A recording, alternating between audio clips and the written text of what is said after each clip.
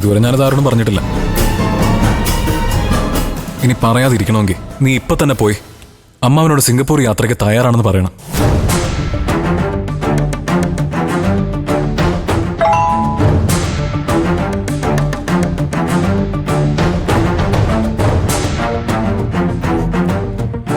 നീ ഇപ്പൊ ഫോൺ എടുത്ത് നോക്കിയാ ജീവൻ രാജിന്റെ മെസ്സേജും അതായിരിക്കും.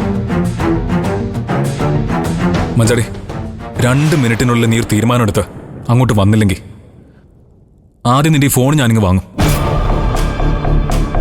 അടുത്ത 10 മിനിറ്റിനുള്ളിൽ ജീവൻ രാജ് എന്ന് പറയുന്നവൻ എവിടെ ആയിരുന്നാലും അവിടെ വച്ച് അവനെ പൊക്കാനുള്ള ഏർപ്പാട് ഞാൻ ചെയ്തിരിക്കും മഞ്ചാടി.